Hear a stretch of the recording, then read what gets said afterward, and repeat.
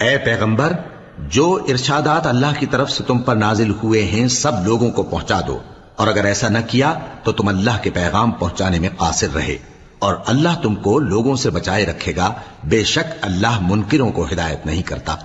کہو کہ اے اہل کتاب، جب تک تم تورات اور انجیل کو اور جو اور کتابیں تمہارے پروردگار کی طرف سے تم لوگوں پر نازل ہوئیں ان کو قائم نہ رکھو گے، کسی بھی راہ پر نہیں ہو سکتے، اور یہ قرآن جو تمہارے پروردگار کی طرف سے تم پر نازل ہوا ہے،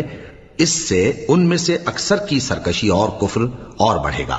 تو تم قوم کفار پر افسوس نہ کرو۔ جو لوگ اللہ پر اور روز آخر پر ایمان لائیں اور عمل نیک کریں، خواہ وہ مسلمان ہوں یا یہودی یا ستارہ پرست یا عیسائی، ان کو قیامت کے دن نہ کچھ خوف ہوگا اور نہ وہ غمناک ہوں گے۔ ہم نے بنی اسرائیل سے عہد بھی لیا اور ان کی طرف پیغمبر بھی بھیجے، لیکن جب کوئی پیغمبر ان کے پاس ایسی باتیں لے کر آتا جن کو ان کے دل نہیں چاہتے تھے تو وہ انبیاء کی ایک جماعت کو تو جھٹلا دیتے اور ایک جماعت کو قتل کر دیتے تھے،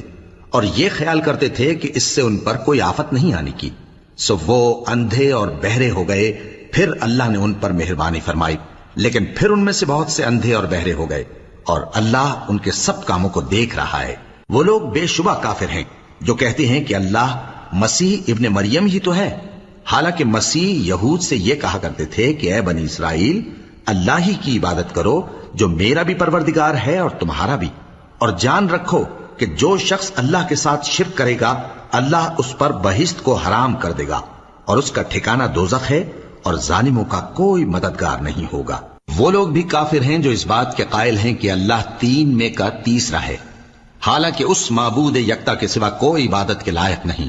اگر یہ لوگ ایسے اقوال و عقائد سے باز نہیں آئیں گے تو ان میں جو کافر ہوئے ہیں وہ تکلیف دینے والا عذاب پائیں گے۔ تو یہ کیوں اللہ کے آگے توبہ نہیں کرتے اور اس سے گناہوں کی معافی نہیں مانگتے؟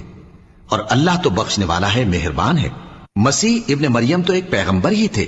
ان سے پہلے بھی بہت سے رسول گزر چکے تھے، اور ان کی والدہ مریم اللہ کی ولی اور سچی فرما بردار تھی، دونوں انسان تھے اور کھانا بھی کھاتے تھے۔ دیکھو